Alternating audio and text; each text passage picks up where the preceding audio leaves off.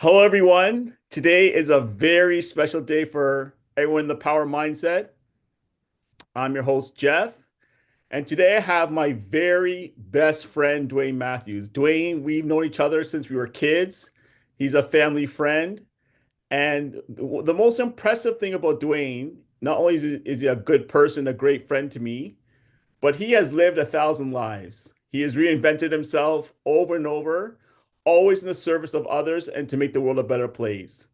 So what I'm going to do now is I'm going to allow Dwayne to introduce himself and to let you tell the audience his story. Dwayne, welcome to the Power Mindset. Jeff, thank you very much for having me. It's an absolute pleasure to see you. And one of the things that you talked about is the fact that we've known each other since we were kids, and it probably goes even further than that.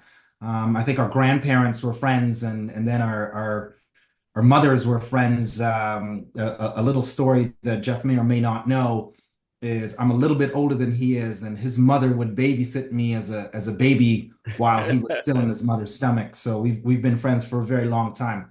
A little bit about me. Once upon a time, I taught grades three, four, five, six, and a little bit of library. I did that here in Toronto, Canada, and in Lima, Peru. I left education and I went into the world of open innovation and technology scouting. And what I did there was I looked for any kind of technology patent publication person that would lead to the shift in a specific industry, a paradigmatic shift. And I did that for a number of years. I exited that company. We did okay. There's nothing Italian in the driveway, but we did okay. And then I started another company that was a massive failure. And from that failure, I sat back and I thought about what have I learned over the last little bit? Where are the perpendicular intersections where I can add value? And I started to realize that there was a real gap between the future of education, the future of work, and the shift that was coming. So I started having conversations about this in 2015, really took off in 2016. And so I consult with government leaders, heads of state, um, universities, post-secondary community colleges, parents, and kids, and specifically my two kids. So I'm the father of two beautiful children. I have a 15-year-old and I have a 7-year-old. Wow, 15 time flies, eh, Dwayne? 15 and Um, shaving. what I want you to comment on or expand on is through all your different roles, what have you seen the common theme as one, the value you provided the role, and two, the value that role provided to the world? So, I function very much by a mission, and my mission is to find knowledge and information that's intersecting and converging and share that for the betterment of people and to people that would like to betterment themselves and others.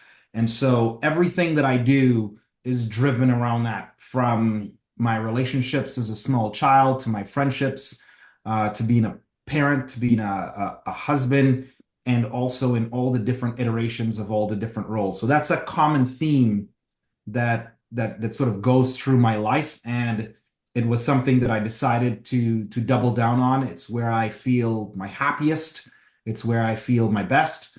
And so I'm very, very fortunate that I found a model, an economic model of life where people pay me to do something that I absolutely love. That's very fortunate, and I hope we all get a chance to intersect your love with an economic opportunity out there. I want to stick to that point for folks. I think it's very important. Where could you talk about how did you become observant of your space in the world? How do you develop that understanding? Because something I think a lot of people, especially our youth, need to understand. Sure. I think one of the things that it was something that I always enjoyed, but more importantly, it was something that I was afraid to do. So I had a lot of messages coming to me from society, from school, from parents, from adults, about what would be the way that I could sustain myself and thrive financially in the world.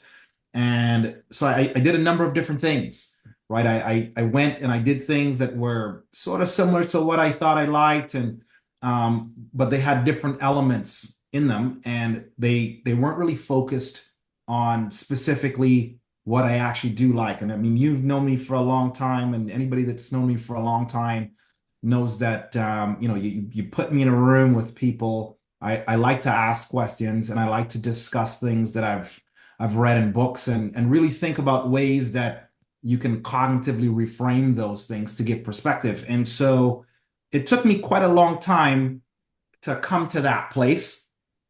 I think in confidence because it doesn't, I get paid to get up on a stage and speak. And that's just not something that I was taught was possible when I was in school. When I was in school, it was really about a profession that I could put my hands on, and probably the reason that I landed on teaching. Um, but in terms of what my skill set was or what I was willing to pour myself into and focus on day in, day out, I didn't have the confidence to do that. And I gained that confidence over time. And once I gained that confidence over time, then I was able to work really hard to figure out a model to get it to work. But it was a progress and a journey to get there. You mentioned two things that are very important to what I get to, which we're going to get to in a moment. But I want to touch on it because I think it's very important for the world to understand. It seemed like you had a combination of love and confidence, right? In terms of what you're good at and what brought you joy and peace, that kind of cross section.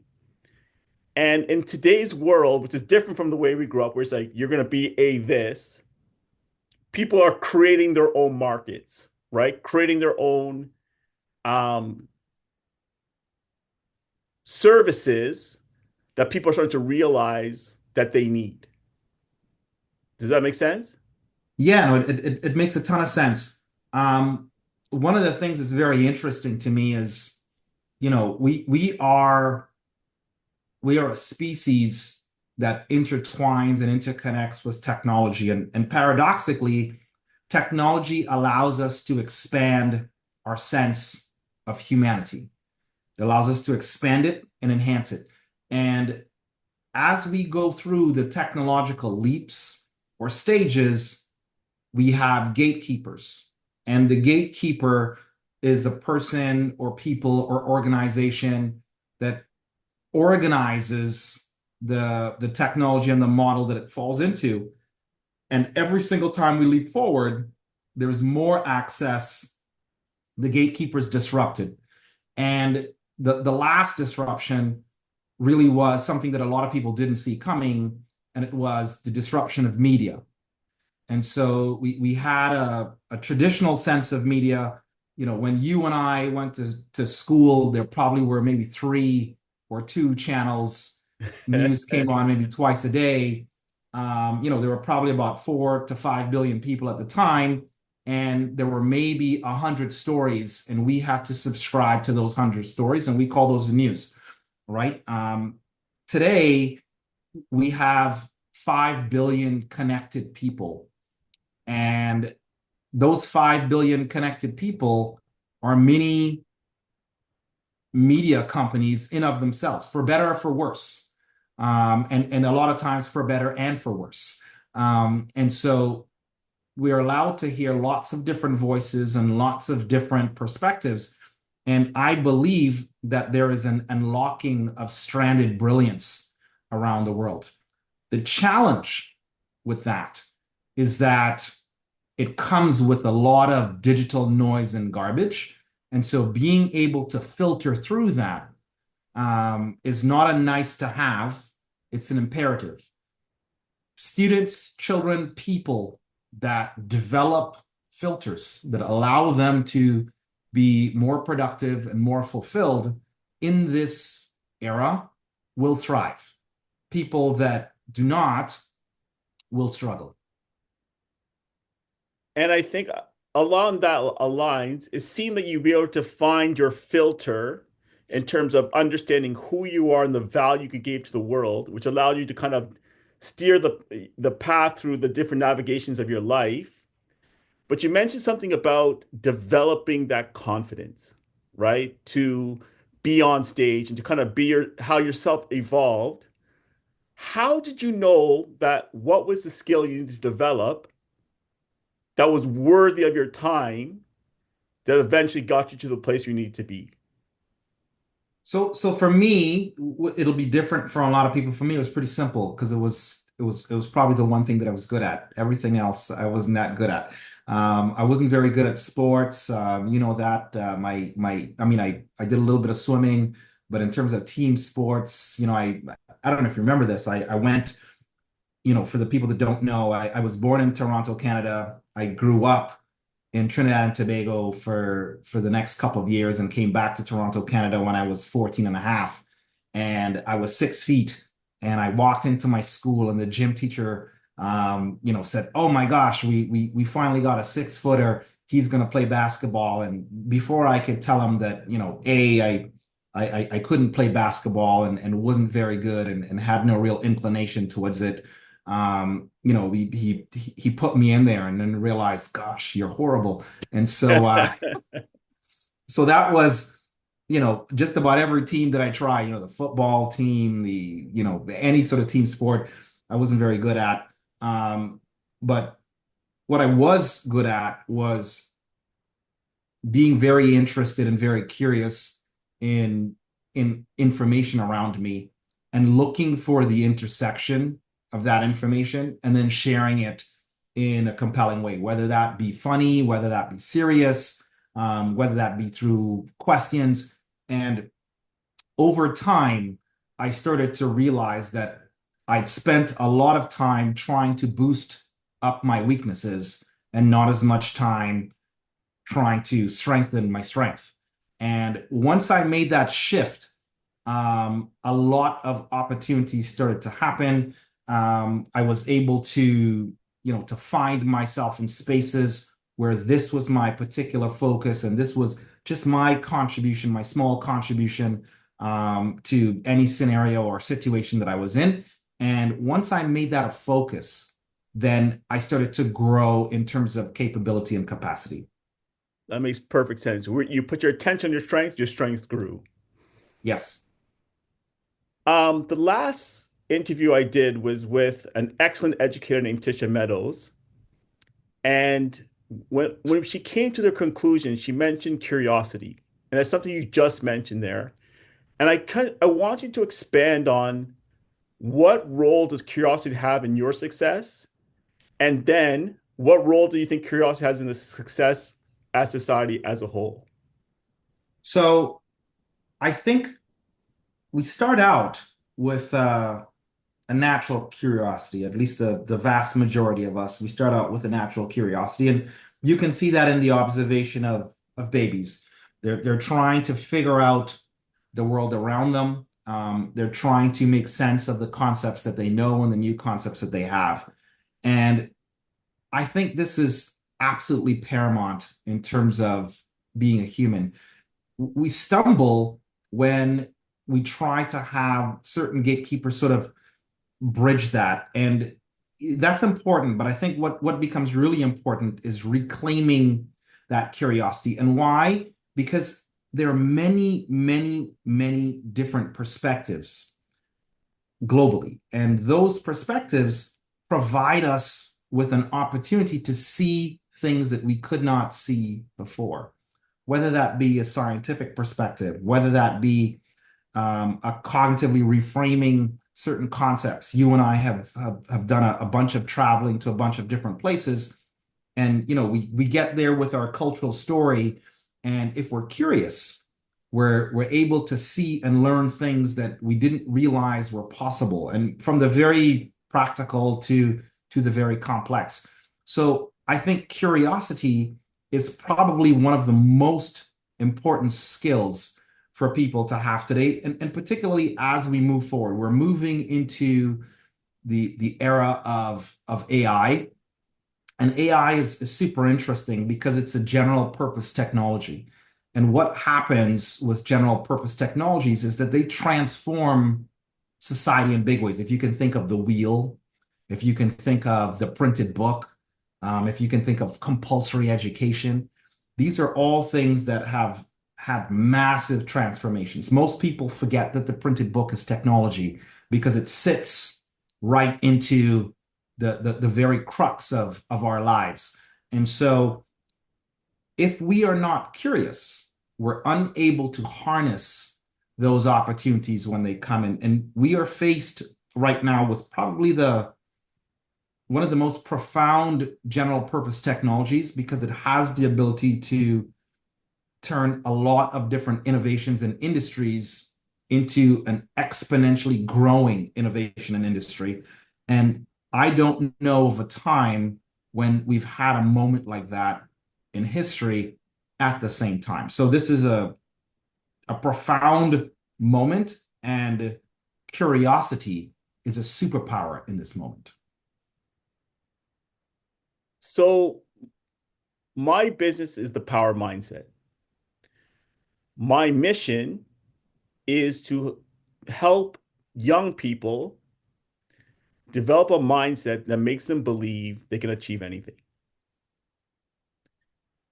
And then establish habits to support that. And what I want to know from all my guests is how do you define mindset? Sure, sure. So, to me, mindset is it's a filter and a series of principles that allow us to guide our thoughts and our actions.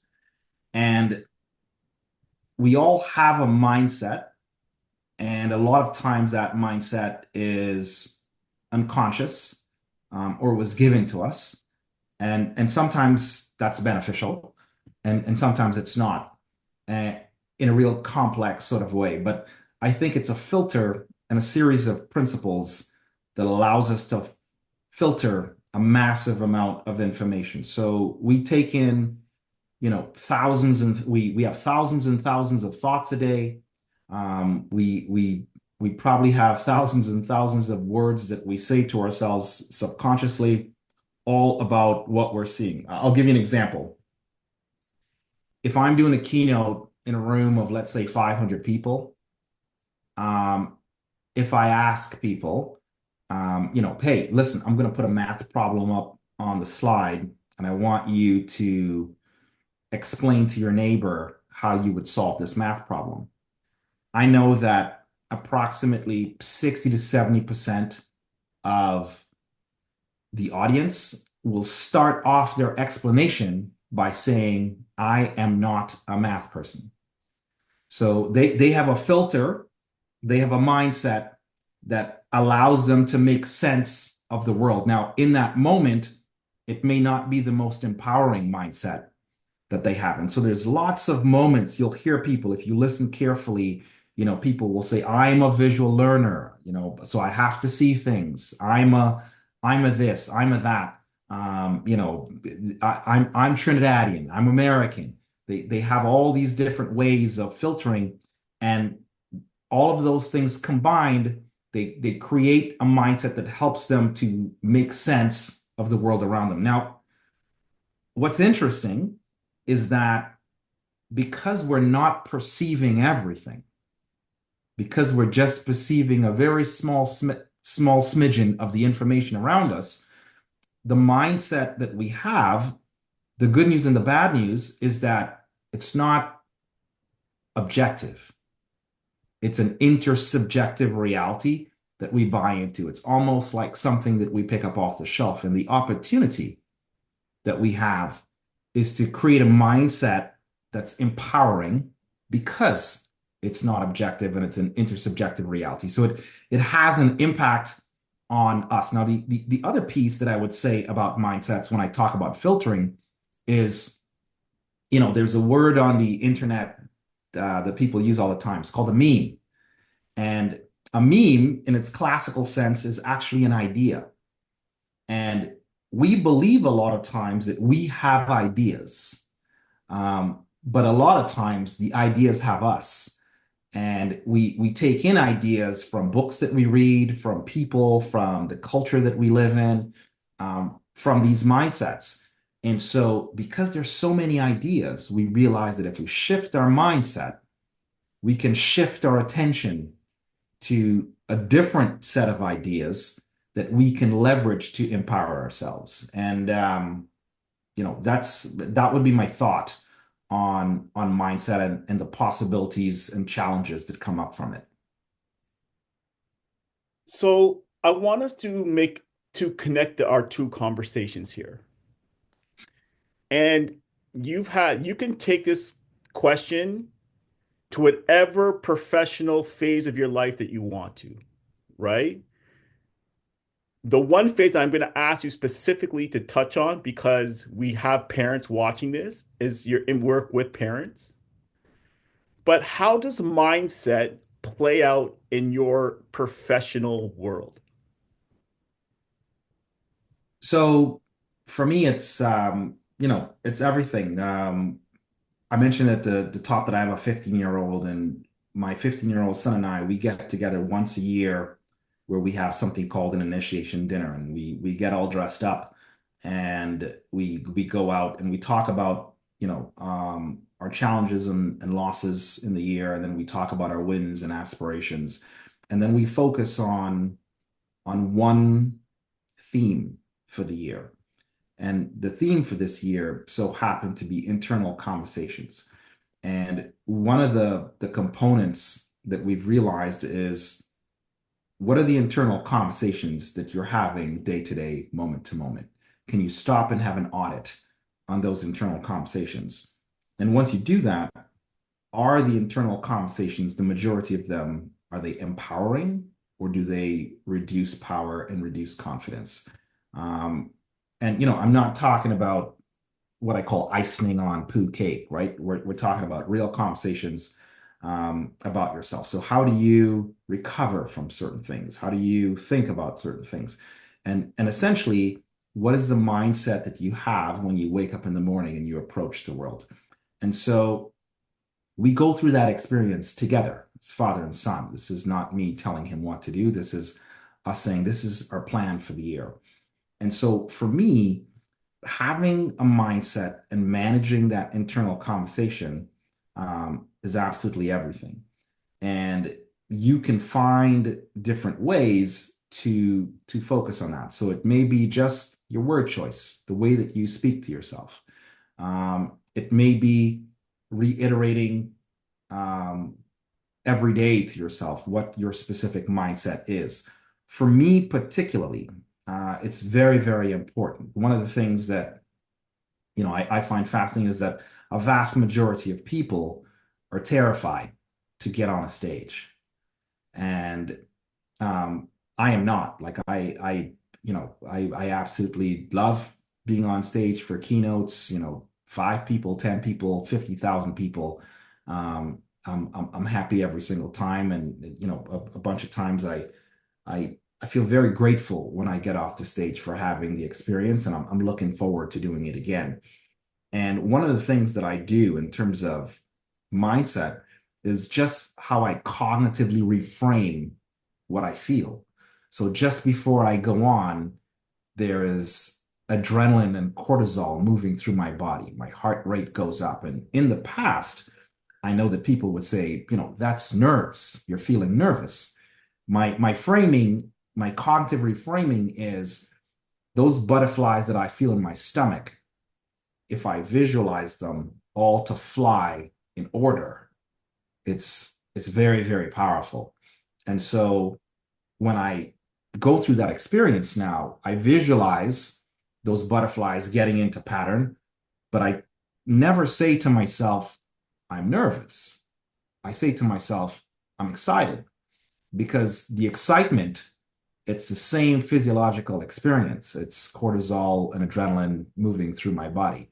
And so by shifting to a more empowering mindset, I'm able to do significantly more things, right? It's not that I'm ignoring the challenges or I'm ignoring the reality of danger or I'm ignoring my physiological response.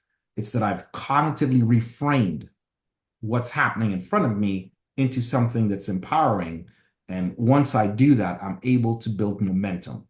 And momentum turns into habits, and habits shift paradigms. I want to stay right where you are and talk about how that plays out with your work with parents. Tell the audience specifically what you do with parents and your parent strategies, and how does shifting their mindset help them with their parenting. So one of the things that the parents come to me and ask me about is future preparedness. And so some of the work that I do is first to talk about where they are and what they think and some of the premises that they have. And so the statement that I start with is I say that we live our lives responding to a world that we know and understand that no longer exists. And so I talk to parents about your school experience and the story that you have in your mind. And the story that you have in your mind goes a little something like this. You're going to have a son or daughter. They're going to go to school. They're going to get good grades. They're going to have lots of friends. They're going to grow up. They're going to go to high school. They're going to go to a sports team, maybe join a bunch of clubs. They're going to go to some kind of post-secondary, whether that be community college or university or some kind of apprenticeship. And they're going to come out. They're going to get a job. And once they get that job, they're going to get paid enough money that they can progress through time. They're going to be able to buy a house, maybe buy a cottage and take a bunch of vacations and, look at sports on Sunday. And the parent is going to be able to turn to their friends and say, this is my daughter, this is my son. And they're going to be able to do that with pride. So this is a story that sits and it feels very natural, but this is actually not a natural story. This is a new story. It's probably about 150 years old.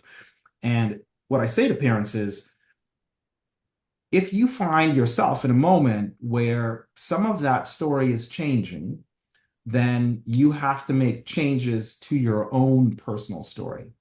And once you make those changes to your own personal story, then you sort of fall with a massive amount of responsibility because a lot of the other parts of that story were given to you.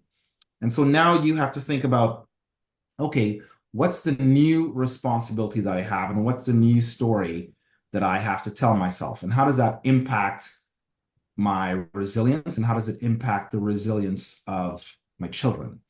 And once we get around to that different shift in mindset, now we can start looking at, okay, what does 5 years look like into the future? How do we start preparing for those 5 years?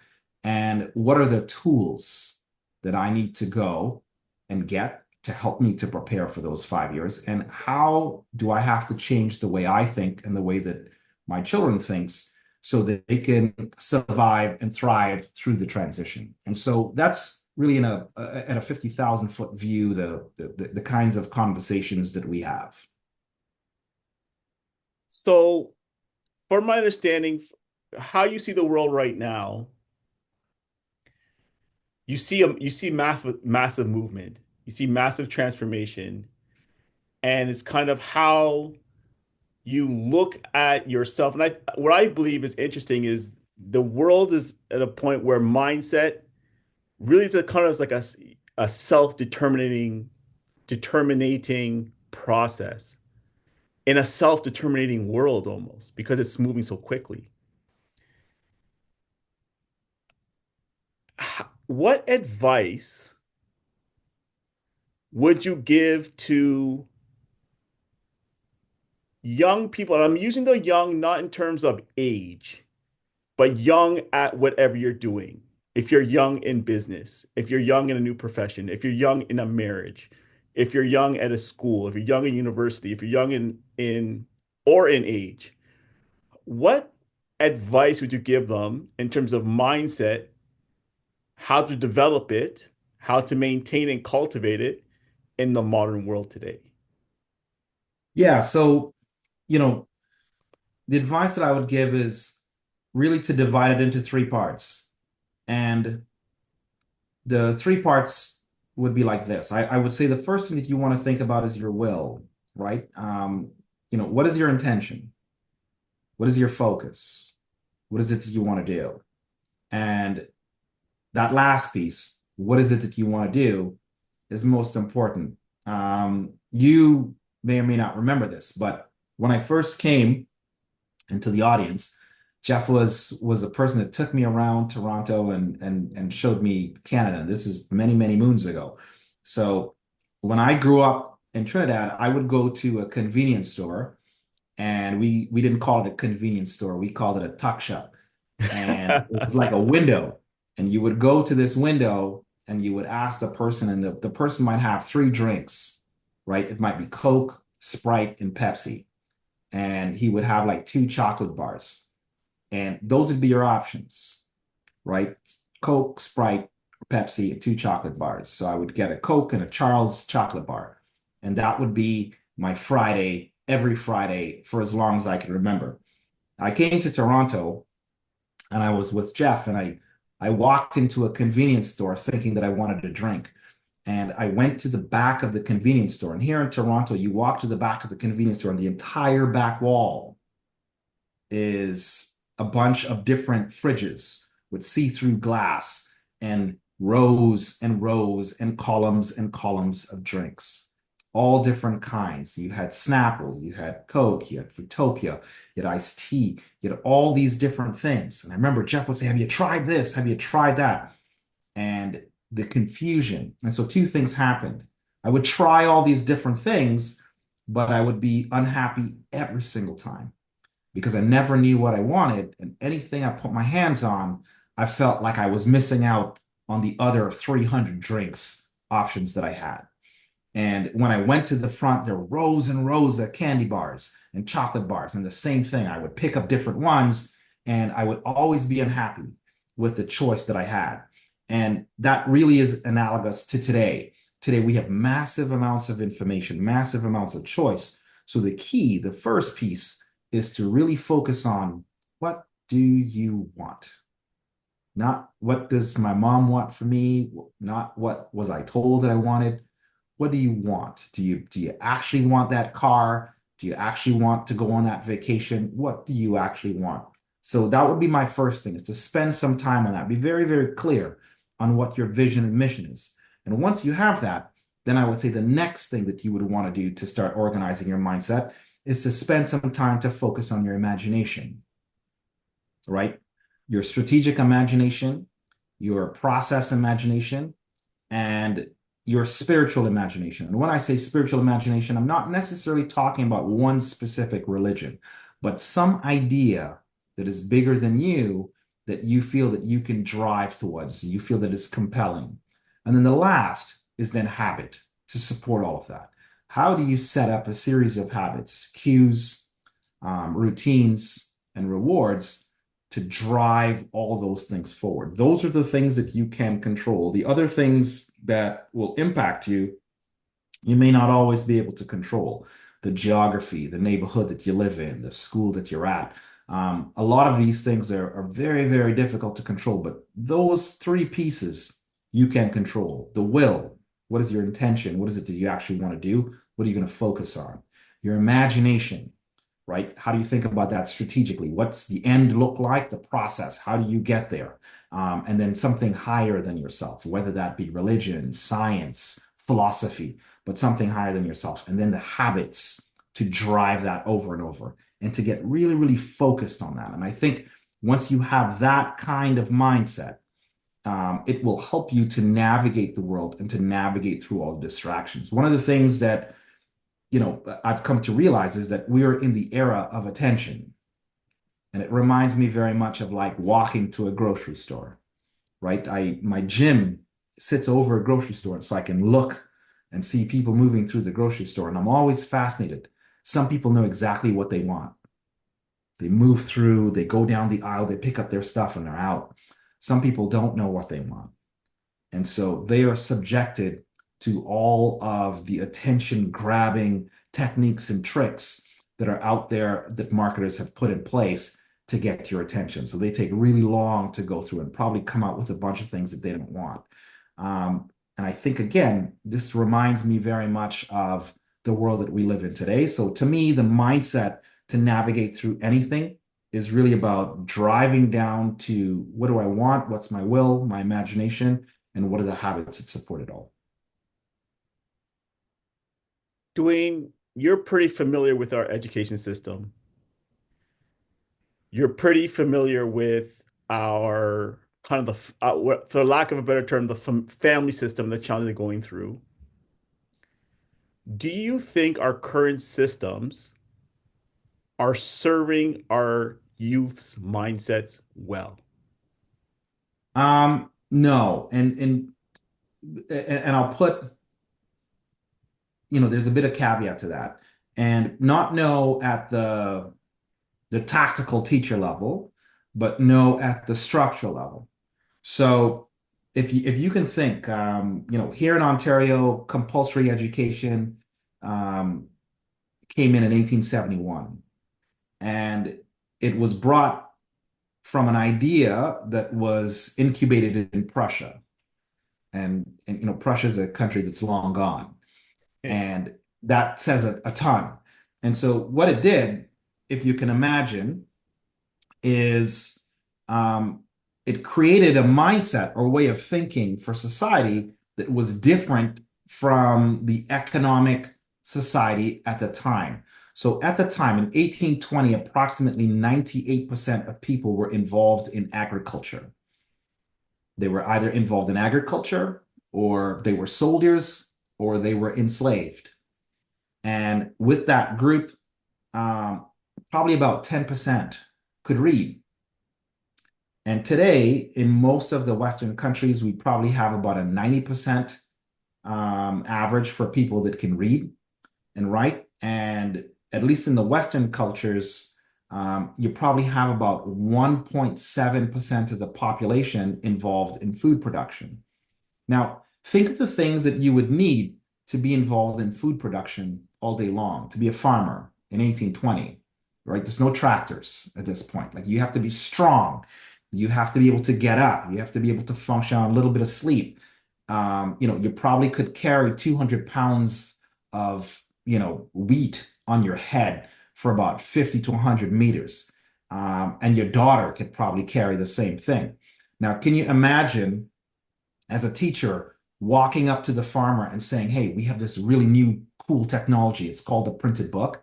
And what we're going to do is we're going to take your five really strong children and we're going to make them sit for 6 hours a day for 192 days. And let me tell you what the outcome is going to be. The outcome is going to be that we'll have way more food and they will be able to work in tall buildings and they'll be able to send messages on beams of light back and forth for about $150,000. How does that sound?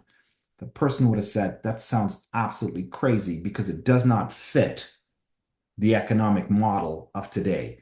I need my children to be strong and to have a strong posterior chain, which means I need them out working and lifting heavy things. I need them resilient, right? I need them to plow the lands with this one tool.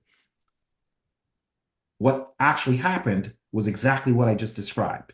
So we have people working in buildings that move beams of light. We call them emails back and forth. They have meetings and they get paid about 150 to 160,000 dollars a year. At least 56 to 60% of the population in Western countries, that's how they live, and that drives much of our economy.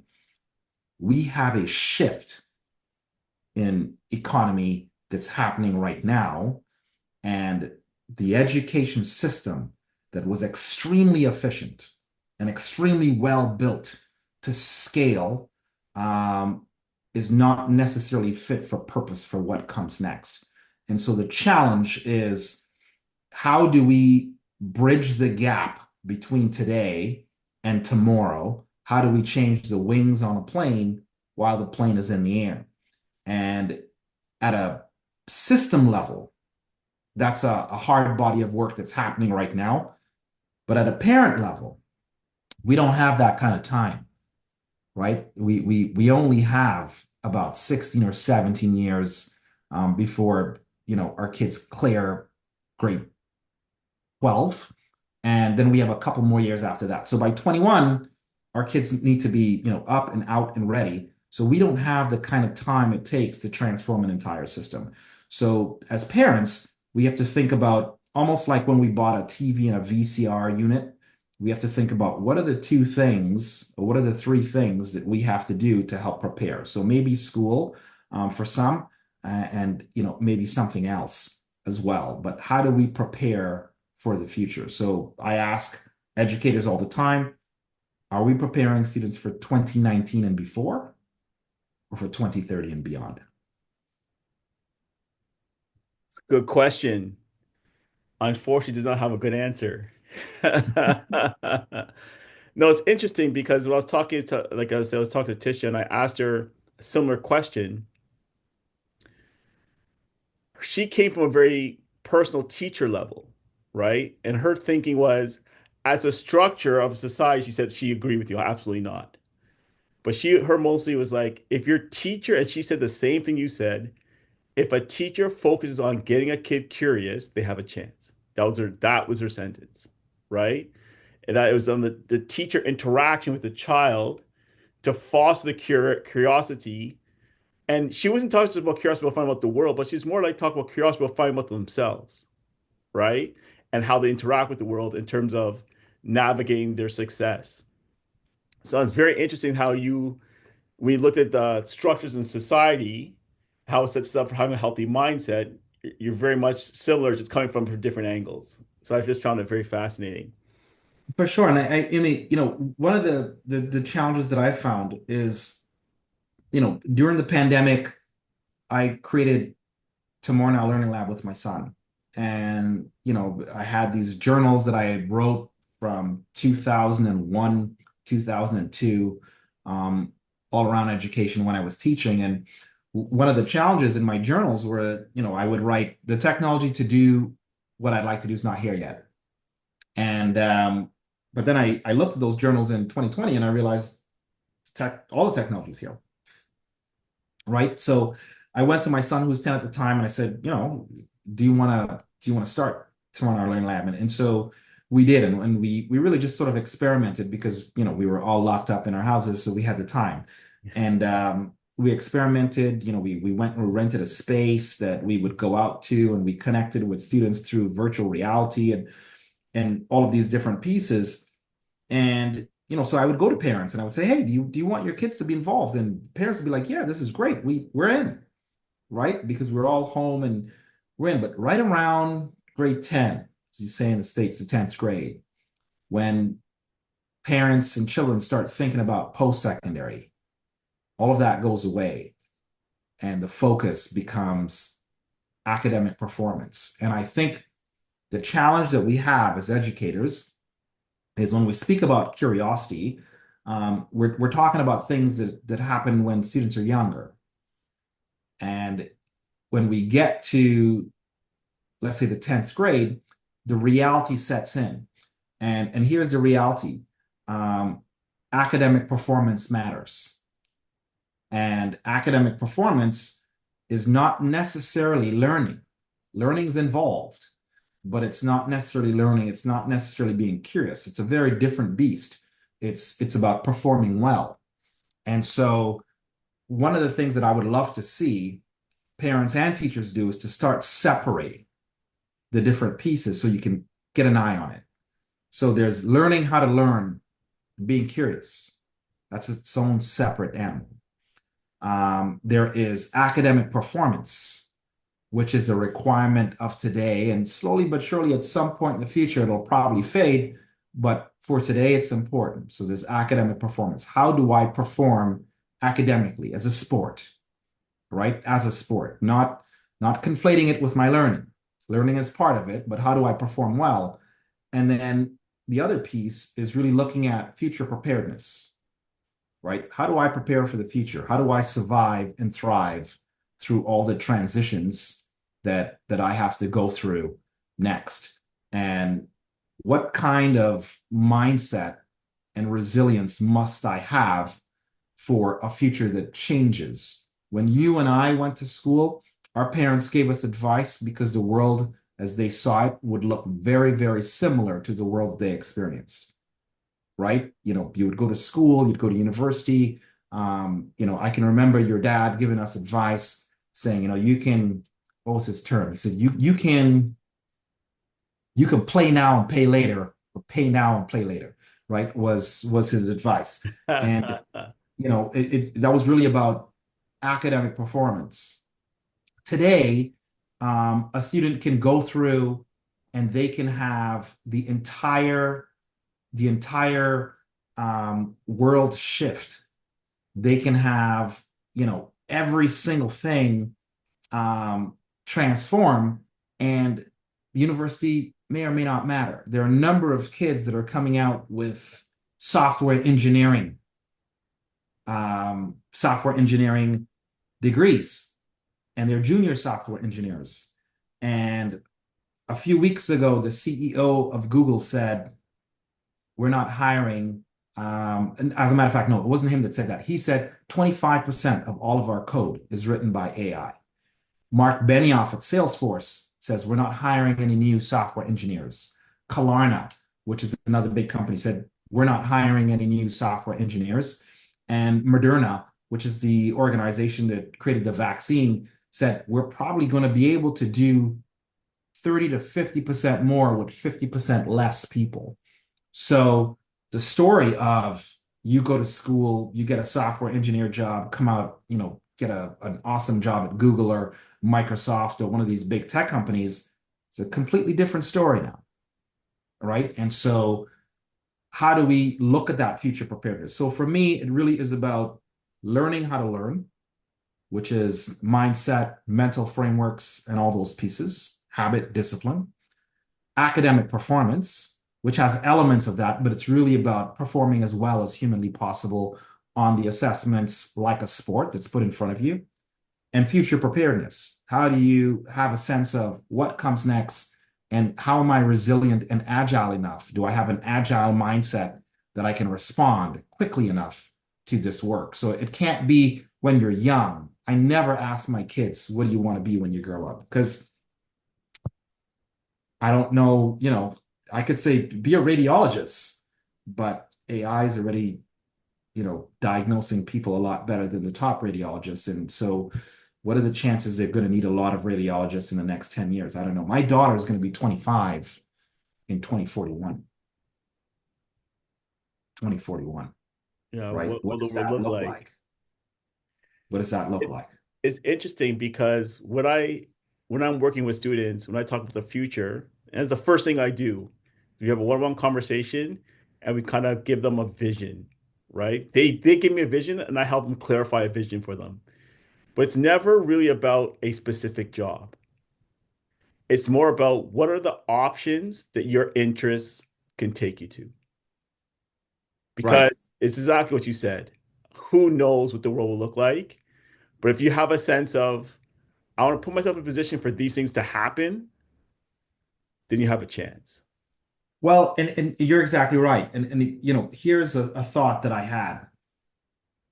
If today the worst AI possible is existing today, right? So, we're probably looking at the imminent release of something called OpenAI Operator.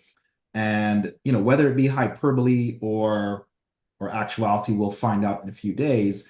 But they're claiming to have a PhD level AI agent that can take hold of your computer and act and do that autonomously. Now, that's today. If the worst possible AI agent at the end of January is 157 IQ AI agent that's been trained across multiple disciplines, how do you prepare a child in that space? Well, it becomes tricky if you're thinking about employment. But a crazy idea is the same way that none of us farm, is that perhaps maybe a lot of us will not be employed. And that starts to sound scary until you think about the fact that we're employed because we need to be. But what if you didn't need to be employed? then what would you do? And one of the things that you would need to do is exactly what you wanted, right? So, if you wanted to get really good at painting because you love to be a painter, it won't matter if AI is painting. You will paint because you love to do it. If you wanted to be a sculptor, a speaker, a musician, if you want to just to really, really focus on feeling fulfilled, I think the opportunity, not the foregone conclusion, but the opportunity is that we start to scale self-actualization. And preparing for that is really, really important, right? Knowing what you want to do. If most people won the lottery tomorrow, they don't know what they want to do with that money. If you gave most people $50 million, they'll be in trouble in the next 10 years. They could self-destruct because they haven't stopped and thought, what is my vision? What's really important to me? Right? Like, yeah, I have to work and all these things, but what's really important to me? If I won $50 million tomorrow, I would still do the keynotes that I do. I would still want to connect with people and share with, you can't see here, a stack of books here and a stack of books in my drawer. There are books all over this house. I still would want to communicate with people and interact with people and share. I would probably sit in coffee shops and do keynotes in the coffee shops for free. So, and I'm fortunate and a very old guy. It took me quite a long time to figure this out. But I think that's really important in terms of the future preparedness bucket, right? Because that moment could come, but in the meantime, the academic performance bucket is really about how do I perform in this moment to take advantage of the opportunities and see those opportunities. I think one of the things that's going to happen in the transition between there is that the vast majority of people will not be employees. The vast majority of people will be CEOs that can go out and hire AI agents to do things that other people can't necessarily see. And that is where the creativity will be very important. One of the things that I believe in strongly is that when information and content become a commodity, unlocking stranded brilliance in the human becomes the premium. And so I think it's very important that parents start to double down on that premium. It's a fascinating way of looking at the next step. I always think what's interesting is the idea of a job is less, it's more just like streams of revenue. Like I think that's how kids are looking at it now, right? In terms of what are the streams of revenue I need, and a job or maybe one aspect of a revenue, but really kids are looking to own their own stuff, right? And leveraging their talent through multiple different ways. So I think it's just a whole new way of looking at it. And I think parent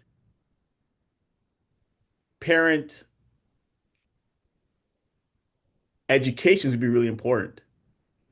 That flexible education, understanding the principles, in my opinion, will be more important than the how.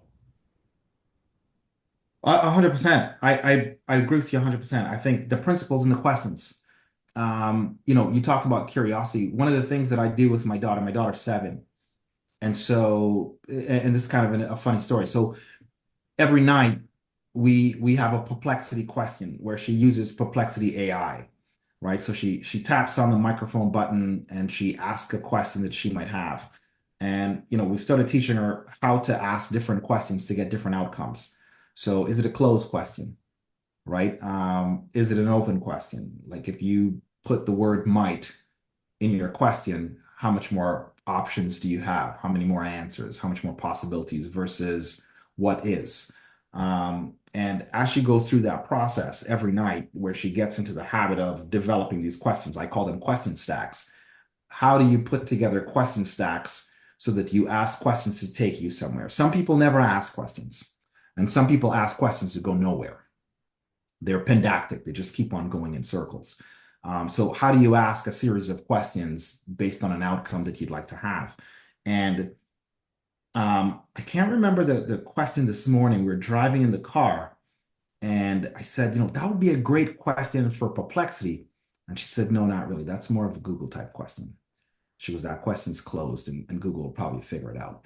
And developing the question stack becomes really important because it drives the curiosity of the person. When information is a commodity, being able to ask the right question and discern the information that you have is going to be very, very important, particularly when there's so much information coming at you. It's going to be very, very difficult to manage the source of information, right? It's going to be very, very difficult to manage when my parents and your parents were growing up. There was like three channels, one news station, and like one news reporter that everybody believed in, right? Today, I think after the last US election, CNN's viewership dropped by 50%. Fox's viewership went up by 41%, and Joe Rogan probably has more views than everybody else. And so, as you think about that, I mean, that is a wild concept. And there are a number of different people, Mr. Beast and all these different people, to the very, very small, nuanced, random person that has a TikTok channel somewhere, that's driving information. And it's going to be very, very challenging for students because now we're talking about AI generated information as well, which will disrupt, by the way, all of the influences and content creators. And so that's going to have a real challenge with trust. And it's going to be very important for students today to be discerning and to be very focused on what it is exactly that they want and how is it that they go about to do that. So when my son comes and he says, what should I do? I said, what kind of lifestyle would you like to have? And go backwards from that. I go, you focus on how you'd like to live. What you do should connect with the skills. So build all the different skills that you have and create a Venn diagram of the type of lifestyle you'd like to have and be agile with the moments when they come, right? We could say, I want to live in a safe neighborhood. It doesn't mean I need to live in a safe neighborhood in Toronto. It means I want to live in a safe neighborhood. That could be Rwanda, True. right? That could be Botswana. That could be Vietnam. That could be Cambodia. It doesn't have to be North America. And so he needs to be open to those possibilities. My daughter, even more so. Yeah, it's super fascinating to think about when I think about I was working with a student the other day and they were doing stuff that in when I was learning in teacher college in 2002, they were saying they shouldn't do archaic, waste of time stuff. And I kept thinking to myself, most of the stuff that kids have to learn to write on tests, they can get on their watch. Like, and I've always thought, to me, I would spend my day making sure they could read and think. The value of science has nothing to do with which is the experimentation. It's the actual process of asking a question and going after the answer. And probably more valuable is what they failed to do and why than the actual principles that they want the experiment to match up to the theory on. Does that make sense? Yeah. So the other day, my daughter was doing a spelling bee. Dee was doing a spelling bee. And I've been talking about this about because I was proud of her mindset towards it. The spelling bee itself, I thought was completely archaic, right? Like literally, when will a kid have to learn how to spell in the next now? You could just auto corrects on your messages, right? But it's this type of thinking where the structure of education, they're doing this process because the kids should learn how to spell. It's like they should learn the concepts to be able to read and communicate. But if they misspell design, someone will catch it, Yeah. right? So to me, there's a big disconnect between the resources that education is putting towards and the outcomes it's going to create for what the kids needs, which is why a lot of kids are just like, what? There's a lot of kids making at 16 years old making 10 times the salary that their teachers are making Yeah. because they have a YouTube channel and they understand the algorithm. So Yeah. what do you No, tell what do you tell a teacher who said, listen, how much do you make? I make 10 times of you in a month because I have this YouTube channel that makes 100 million people laugh. yeah, no, it's and the YouTube channel, it really just depends on the semiotics of the word, right? People say, "Oh, this person's an influencer." I said, "No, it's distributed marketing." And marketing is a legitimate business industry and model, and it's just distributed.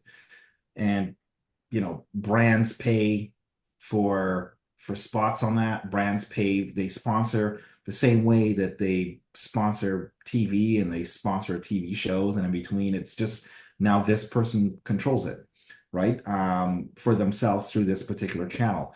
And so I agree with you 100%. I think that the key piece is really even within that space, learning how to learning how to see opportunities and thinking about, you know, what lifestyle do you want, right? That becomes very, very important. And, folks like you and myself, I don't like to have a boss. I don't like the idea of a human being sitting between me and another boss that's determining um, my financial wherewithal. And so I'll take a lot of risk to not have one of those, and because I just don't love the idea of sitting in the cubicle and having to deal with the mental abuse day in, day out as I sell my time. Some people manage that a lot better than I can. And so, having that kind of clarity is important, and having the confidence to have that kind of clarity is important, particularly when you're young, because it doesn't matter as much when you live at home with mom and dad unless the situation is bad. You have time to sort it out, right? Before you have kids and family and responsibilities and of a different kind. So you have the time to sort it out. But I think it's really important to really anchor in and then think about what is really important. And again, when you separate those pieces of academic performance, right? Like, the spelling test piece is it's really academic performance and it's separate from the learning how to learn. The learning how to learn, teachers say, oh, this is important. A lot of teachers say, I'm like, well, how much time do you spend on it? I go in the day, how much time do you spend on it? Learning how to learn. I go, what's the most important thing I ask educators? And I said, well, how much time do you spend on it? Right? If you have 6 hours across the day, where do you put most of your effort? I go, most of your effort is put on content acquisition and academic performance, kind of, not really academic performance, because you don't spend a lot of time focusing students on how to actually thrive academically to prepare well.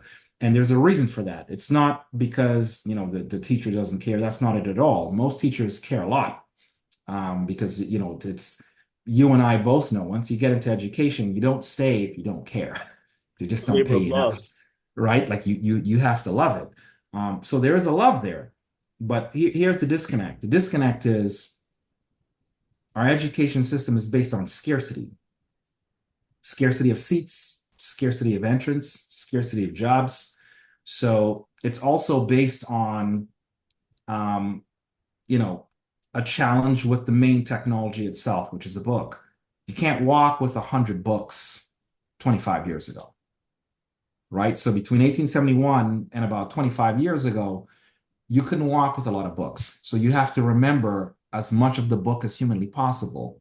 And you have to demonstrate that to a person to go through the gate. The gate is the next grade.